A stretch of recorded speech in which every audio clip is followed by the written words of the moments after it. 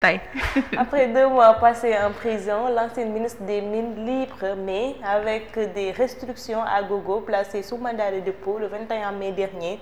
L'ancien ministre des Mines et de la Géologie a été libéré et placé sous bracelet électronique hier, mais Aïssatou Sophie Gladimam ne peut quitter la région de Dakar où elle est assignée à résidence. Voilà. Elle a été libérée hier, puis placée sous bracelet électronique. Et comme a dit ce soir, moom Sophie Gladima mënul génn li nga xam ne mooy région de Dakar bi ndax fii dañu ko daal di assigné. Thiès Dakar non si Dakar ak Thiès la mën na dem Thiès. mën na dem Thiès. waaw région Dakar ak Thiès mënu ko jéggi waaw. ok El Malick Ndiaye dépêche le président Diomaye Faye à la célébration du 50e de l'indépendance de l'Union des Comores. Dessous d'un déplacement, le président El Malick Ndiaye et Moustapha Abdou,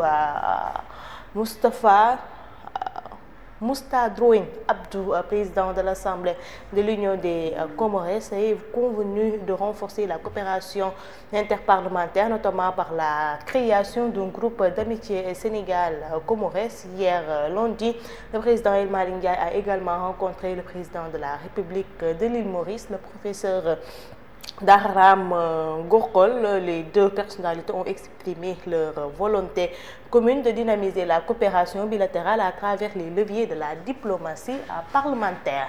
Takku Wallu fait le procès de la session ordinaire unique 2024-2025 de l'Assemblée nationale. Un réquisitoire de feu. Maître Aïssata Tall Sall charge le président de l'Assemblée nationale. Nous avons été témoins à plusieurs reprises de nombreuses entorses aux règles qui régissent le fonctionnement de l'Assemblée nationale, ni sous la 14e législature, encore moins sous la 15e actuelle. Aucun membre de l'ancienne majorité n'a bénéficié d'une indemnité des plénières, précise Abou Mbow. Sur les pré-Tabaski et Korité, le groupe Takku Wallu dira avoir renoncé à cette proposition. Maanaam ñoom jëluñu ci suukaru koor yi nit ci et tabaski mooy nag li nga xam ne mooy libiye Màkka. Man Aïssata Tall Sall mii bi Macky toogee nii la taxawee woon di dëbb ba mu mokk di wis kaane di paccal li ngom du dëgg waaye ba ñu demee ba ca biir fu ñu ko gis nañu dimbali nag bi yoon te yàlla rek tax maître dañ la ko ñaan reste desal fi nga ne rek. pour kii. waaw transition bi du dëgg.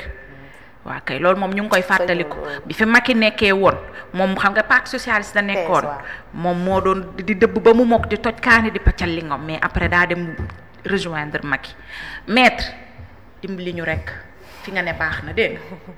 Son copain accusé de viol présumé sur une mineure de 15 ans est activement traqué par les gendarmes. La victime lui demande de fuir.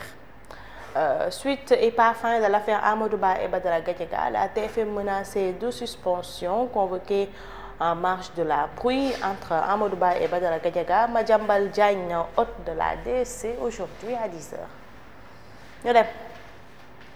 brouille maanaam jafe-jafe bi am si diggante ñaar ña Madiambal Diagne lu mu ci ba ñu woo ko ci def tweet lam ca wax dafa rëy xanaa xamoo lu mu ca wax man xaw ma lam ca wax après naa ko envoyé wax ju rëy la am naa ragal nga nag wóorul waaw dem leen wax leen ma lu mu wax yéen ñi nga xam ni yéen a nekk ci commentaire est-ce que man dama jàpp ne est-ce que du affaire magistrat yi après def na tweet de non il a interprété. yéen dimbali leen ma yéen waa commentaire yi wax leen ma. interprété wu ma de. man de interprété naa te bi ma interprété démb kii daa daw wàcc oto bi. ni ma may ma fii. may ma wàcc sama nopp yéegi tàgg. je ne crois pas que loolu la de. mais bon on verra de toute façon comme moom xamul les raisons. waaw nee na nañu xaar rek en attendant. wax leen ma lu mu wax Madiambal Diagne. ba mu gis ma paree léegi naa la yónnee affaire bi. mais xam nga démb aussi journaux yi génne woon nañ fi benn information. buñ doon wax par rapport ak waa magistrat ak est-ce que du loolu ndax moom tamit le quotidien da see bind xam nga. mais et peut-être que loolu aussi. mais bu doon loolu xanaa kon ñu woo waa L'As quotidien aussi. déet on sait jamais. ak les Échos yi tam bind na ci. demal vraiment ñoom ñu joxe woon nañ sax date. commission d'instruction haute cour de justice Sophie Gladima libre assignée à résidence à Dakar et Thiès avec bracelet électronique. Traînée en justice par Karim Wade, Hawa Abdoul Ba minimise et lui donne rendez-vous devant la cour d'appel. Audience demain entre le Premier ministre et l'institution judiciaire. Les magistrats campent sur leur position et restent à l'écoute de la hiérarchie qui devait se réunir hier. La primature essaie de sauver la face en se focalisant sur la forme. Voilà, su doon loolu la ko xanaa ñu woowaale ñii tamit. On verra. Bilan de l'an 1 de la 15e législature, Takku Wallu tire à boulet rouge sur El Malick Ndiaye. Tous les projets dont il se glorifie ont débuté sous la présidence de Niass. El Malick confond sa casquette de secrétaire à la commission de Pastef et son poste de président de l'Assemblée. Aïssata Tall Sall sur les propos de Sonko. Mu ne jamais de ma mémoire d'avocat, je n'ai vu un gouvernement tenir de tels propos contre la justice. Affaire Amadou Ba Badara Gadiaga, le Sénégal envoie une mise en demeure à la TFM et menace. Ñu dem. Enquête Sonko UMS. Le malaise est profond selon le journal. Le Premier ministre fait face à un vent de révolte qui souffle de plus en plus au sein de la magistrature. Justice et exécutif, un ménage pas toujours heureux. Le débat de l'indépendance de la justice remis signe dit. Madiambal ignore l'objet de sa convocation attendue à la division spéciale de cybersécurité aujourd'hui. Ñu dem. Yàlla baax na. Le quotidien revient sur la sortie de Maître Aïssata Tall Sall hier, sortie de Sonko contre la justice. La défense magistrale de Aïssata Tall Sall, de mémoire d'avocat, je n'ai jamais vu un gouvernement tenir de tels propos contre la justice. Si nous rompons le fil de la confiance avec la justice, c'en est fini de notre République. Convocation à la DSC aujourd'hui, le tour de Madiambal. Après la polémique Amadou Ba Badara Gadiaga, le Sénégal menace la TFM. Ñu dem. Yor-yor DSC wanted depuis 3 jours. Madiambal Diagne sous la menace d'une arrestation après audition. Wanted bi lan la ci kii man ñii man Serigne Saliou Gueye moom parfois du yàlla baax na. dama wanted bi pour lan la ci moom.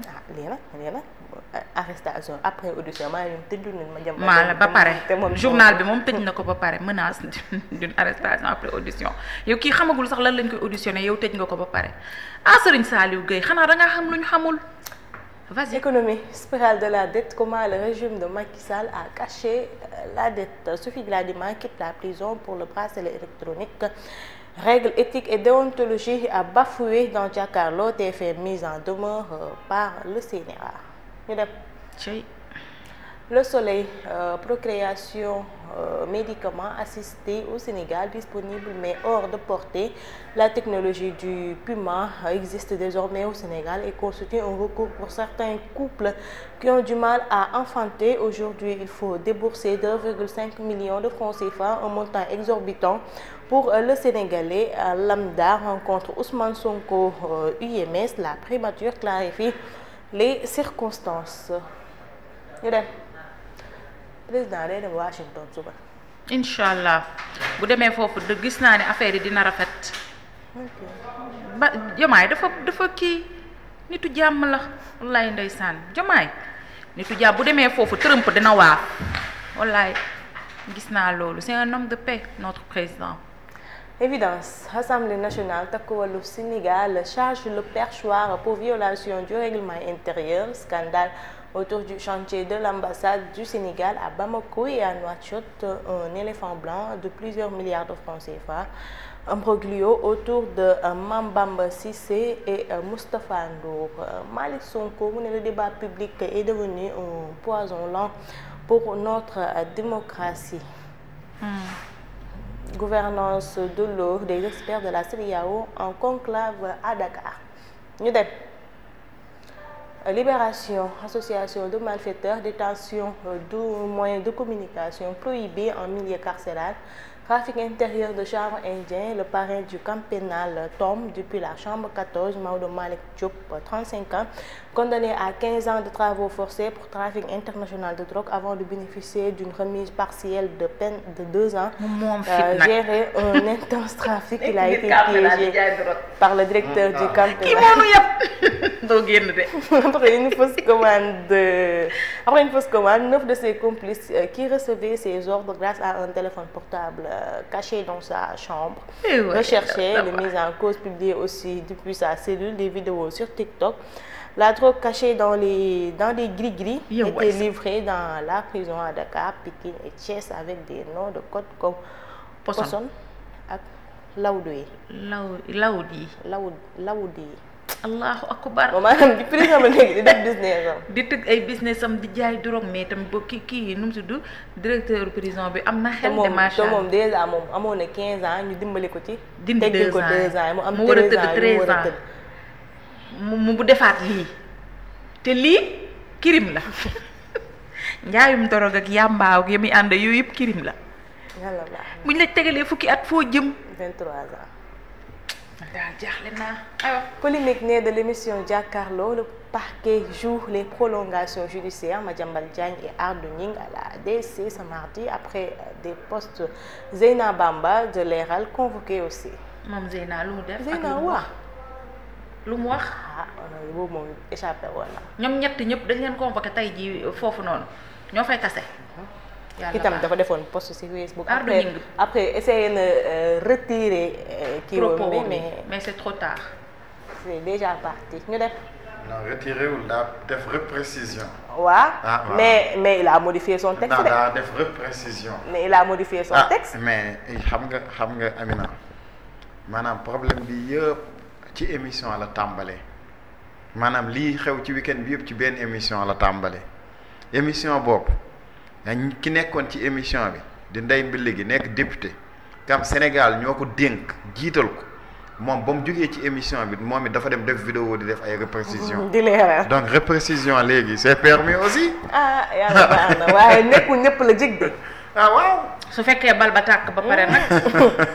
c'est que ñii balaa ngay wax da ngay def juróom-ñaari yoon sax gémmiñ gi. non xam nga sax nit non xam nga nit sax souvent. psychose bi wallaahi psychose bi ñu nekkee. xam nga souvent nit sax looy bind ci réseaux sociaux c'est-à-dire war nga ko xoolaat. maanaam nga teggi maanaam souvent aussi quand tu fais certaines accusations dem di bindoon nañ ko ñu capture ko. ba tey ñu ngi koy dugal. waaw quand tu fais certaines accusations aussi bon il était aussi préférable au moins même si que mën nga jël sa turu pap wala sa turu yaay nga remplacer ko acteur ki ñu fay tudd tamit nga xool ba xam bu doon ñoom di nga ko jàllale am doo ko jàllale. tout ça aussi dañ ko waroon di def parce que aussi c'est malheureux quand même. ñu dem ba toll fii quoi après du am njëriñ c'est juste ay convocation dem ñu déglu la après ñu bàyyi la wala ñu tëj la après coow li bari fii. c'est que procès oui c'est ça et ça aussi amul njëriñ pour le Sénégal. ça nous mène nulle part du tax aussi tey même si on arrêtait tout le monde sur un phénomène boo xamante ne xas na ba am fii li mu fiy rey ci ay nit rey na leen fi ba pare même si on arrêtait tout le monde de régler wul problème au Sénégal.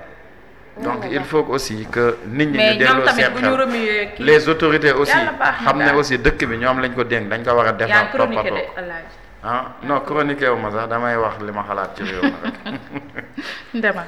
Tribune, cherté de la vie, insécurité, une économie à genoux, une société sous pression. Le Sénégal souffre, selon Tribune. Le quotidien des Sénégalais est devenu un parcours d'obstacles. L'insécurité monte en flèche, alimentée par la crise économique. Ce contexte explosif menace l'équilibre social du pays. Grave accusation contre des magistrats. Neyler invite Sonko à dévoiler leur nom. Les Sénégalais ont le droit de savoir la vérité sur ces graves accusations. Sonko a le devoir de dire au peuple qui sont ces magistrats corrompus dont il parle. DC Madiambal Diagne convoqué aujourd'hui. Mu ne j'y vais sans savoir ce qu'on me reproche. yàlla baax demal rek dégg ko yàlla. chemise ba ma soloon keroog dama ko génne për koo solaat ma génne ko rek tegaat ko. te yow saraxe ko.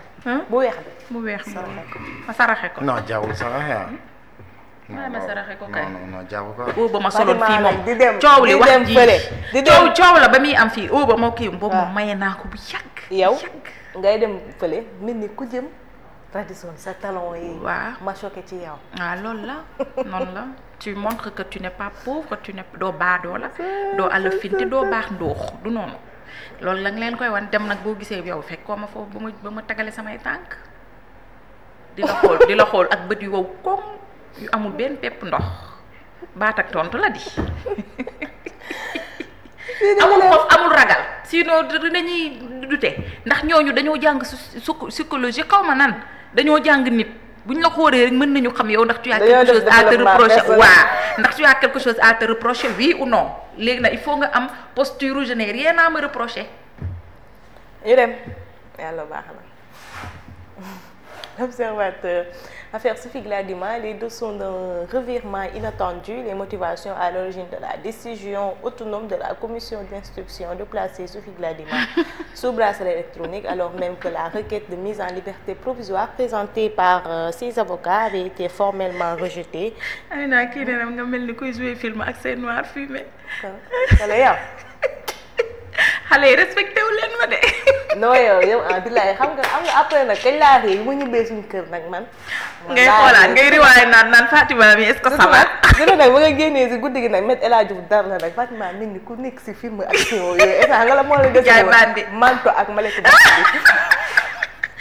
te automètre bi dafa bandiwe xam nga auto bi. ceeb xala Fatima taxa met ja Fatima taxa bi daa def nii yow mel ni. oui vas-y. boobu Royal Pixel respecté ma. boobu mu ngi ñu fekkoon assemblée nationale quoi toogee ba si yàgg rek ma ne Sidi sa gars yi fu ñu toll. Royal Pixel bàyyi ma à la fois rare et hautement symbolique au cœur d'une affaire marquée par de multiples rebondissements. L'ex-ministre est autorisé à circuler dans les régions de Dakar, Thiès, ce qui lui permet d'assurer ses fonctions de mairesse de Joal et de poursuivre ses activités académiques. Contentieux avec les douanes, Khadim Ba est prêt à transiger. Les révélations de son avocat maître Djibi Diallo sur une procédure en attente de l'aval des autorités. Acte contre nature, les récits glaçants des victimes du marabout activement recherchées, 4 confessions déchirantes de talibés abusés. da doon def lu bon taalibe bi. ba pare ne yéeg ne daa yéeg asamaan. ba pare ne daa yéeg yow nan la fa fekk ci asamaan boobu. À contre-courant du temps, l'incroyable parcours de Mané Faye, bachelière à 49 ans, ses confidences sur ses combats de mère pour briser les chaînes de l'abandon scolaire, l'histoire derrière la photo en compagnie de sa fille avec qui il a décroché le bac. yi neex na torop ndeysaan lii nag mooy wane persévérance. bac ak motivation. waaw lii moom bac maanaam loo xamante ne la da ngay bakke rek je bakkaree ba keroog ma koy am mais naay bakke rek di bakke bu ñëwul at mii ak at mu mënti doon ala kulli xaal dina ñëw mi ngi noonu donc félicitations moom ak doomam donc li histoire bind na ko de. Poyactu, 17 joueurs poursuivent la préparation à Saly, préparation CHAN 2025 face à une Guinée solide. Les Lions locaux signent un succès encourageant, 1-0. Réumi, Mama se met en garde franc. Je suis meilleur à la lutte et plus téméraire que lui. Et plus téméraire que lui. Bizarrement, la moom laa faral. Ah moo jara faral nag. sama waa ji daf du wér day tane rek. borom ñaari galon yi waa ji dafa mën a bëri. 2 ans pour Dubaï. waaye Franc tam Franc defal attention ci Franc mi mbër la de. da koy daan nag. Franc mi wala monsieur la wala Franc du mbër kese de mbërëntaan la. dafa mën a bëre.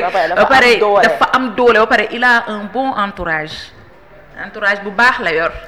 dënnu Franc bi Eumeu Sène la koy tëg léegi mu daa Eumeu tamit dafa daaju de kii def na lu ne ci làmb daan na fi ku ne yéen ki ngeen di bàkkoo kii ya ko defal bagage ñaari yoon ñaari tàkkusaan benn cercle boo xam ne rek ku nekk da ngaa mën sa morom waaw léegi ba nii bu ngeen leen tëggalaatee tàkkusaan kii da koy defaral affaire bàyyi nañ bëri waaw moo gën nag lim leen toroxal dafa bëri kii moom 2 ans. Le CNG va saisir le tribunal arbitraire du Sénégal dafa ratissé ay convention yoo xamante ni vraiment mënuñu cee bañ a lii. mais nag c'est à respecter lamb ji du am c'est à respecter lamb ji du am ala kulli xaal. convention yee tax mbirum dopage moom dañ koy xeex fii ci réew mi. 2 ans na delloo avance jàmbur bi ko. ñaari at. mais est-ce que bon. yàlla baax na dem defi MMA. très bien merci beaucoup. Amina jërëjëf les actualités d'ailleurs en attendant est-ce que du doon sans transition sama gars yi ñëw ni ngi noonu Baba vient là notre invité là-bas Amina là. man kay je peux partir.